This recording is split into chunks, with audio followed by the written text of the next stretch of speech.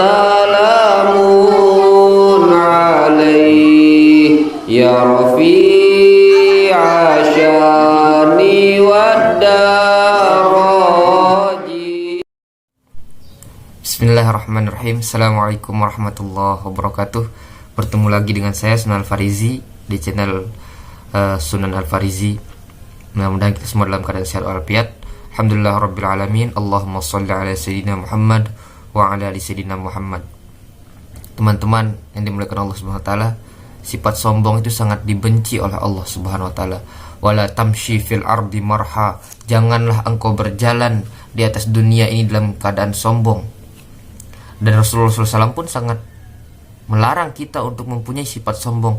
La yadkhulul jannah, tidak masuk surga, man kana fi qalbihi misqallu dzarratin min kibri. Tidak masuk surga orang yang di dalam hatinya ada sombong walaupun sebesar biji zarrah. Hadis riwayat Muslim. Dilarang keras oleh Rasulullah sallallahu alaihi wasallam. Maka apa yang dimaksud sombong itu? Yaitu salah satunya batarul haq wa ghamtun nas, menolak kebenaran. Dia diajak kepada kebenaran tapi dia tidak mau. Dan wa ghamtun nas, merendahkan orang lain. Dia merendahkan orang lain seolah-olah dia yang paling hebat. Na'udzubillah. Mudah-mudahan kita semua terhindar dari sifat ini. Maka ada 4 penyebab orang yang bisa menyebabkan orang itu menjadi orang yang sombong. Yang pertama, ziyadatul mal, bertambahnya harta.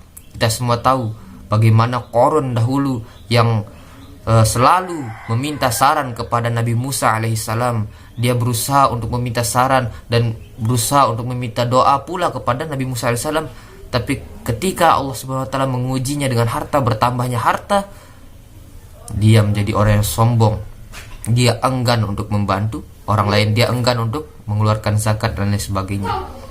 Lalu yang kedua yaitu adalah ziyadatul mansib, yaitu bertambahnya kedudukan. Ziyadatul mansib, bertambahnya kedudukan, atau naik pangkat. Kalau zaman sekarang kita sudah tahu, kalau seorang sudah berada di atas awan, dia lupa bagaimana caranya turun. Dia sombong, dia lupa siapa dirinya. Mimma immahin, dari air yang hina dia diciptakan. Dan dia akan kembali dalam keadaan menjadi tanah. Di antara hidup dan mati itu dia membawa kotoran di dalam perutnya, tapi dia sombong dengan kedudukannya itu. Maka Allah Subhanahu wa taala menghinakan Fir'aun dan Namrud karena kedudukan. Mereka merasa diri Tuhan, hingga akhirnya orang-orang semisal mereka pun dihinakan oleh Allah Subhanahu wa taala. Maka mudah-mudahan kita terhindar dari sifat itu pula. Yang ketiga yaitu adalah ziyadatul ilmi. Ini yang berat. Ketika kita bertambah ilmu, kita akan menjadi sombong. Sedikit saja ilmu itu kita bertambah, kita sudah merasa diri kita yang paling pintar. Kita sibuk menyalahkan orang lain. Ini salah, kamu salah. Ini bid'ah, ini haram, kamu kafir. Padahal hakikatnya ilmu yaitu mendekatkan kita kepada Allah Subhanahu wa taala. Tapi justru ilmu itu membuat kita merasa diri paling hebat di dalam hati kita. Maka inilah yang berat, mempunyai ilmu tapi kita sombong dengan ilmu kita itu.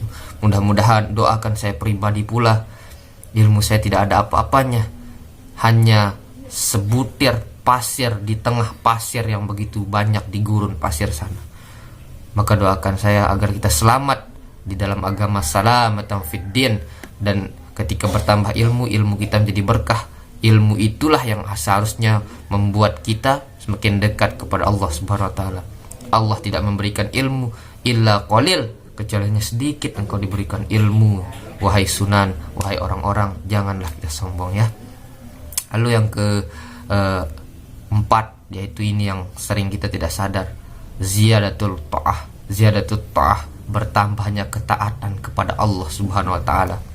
Kita tidak sadar, seakan kita sudah baik sekali, kita sholat 5 waktu berjamaah, kita kemudian menyalahkan orang lain. Kita mengatakan, wahai engkau yang minum minuman yang haram, kamu penghuni neraka, dan lain sebagainya. Kita menerakakan orang lain, padahal itu sangat dibenci. Itu tidak boleh kita lakukan. Justru kita mengajak mereka agar mereka juga bisa sholat berjamaah 5 waktu di masjid, di musola dan lain sebagainya. Maka hati-hati, bertambahnya ketaatan ternyata bisa membuat kita menjadi sombong di dalam hati kita, sehingga kita salah taat yang seharusnya kepada Allah Subhanahu wa taala, bernilai baik di sisi Allah Subhanahu wa taala, tapi karena ketaatan kita itu hati kita menjadi merasa tinggi hingga kita merasa rendah. Tidak ada sholat orang lain yang benar, hanya kita yang paling benar cara sholat kita. Maka kita merasa diri sudah sendiri penghuni surga, yang lain penghuni neraka semua. Maka ketaatanmu itu ada masalah di dalam ketaatanmu, proses kau melaksanakan ketaatan kepada Allah Subhanahu wa taala. Maka kita memanage hati dari hati itulah segala sesuatu keburukan yang bisa menggugurkan segala amal-amalan kita.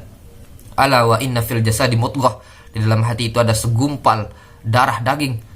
Idza salahat salahal jasadu kulluh, jika baik maka baiklah semua anggota tubuh yang lain. Wa idzal fasadal jasadu kulluh, tapi jika buruklah seluruh anggota tubuh kita yang lain. Ala wahya qalb, ketahuilah itu adalah hati, maka bersihkanlah hati kita. Mudah-mudahan kita semua terhindar dari sifat sombong dan dilindungi oleh Allah Subhanahu wa taala. Terima kasih atas segala perhatian.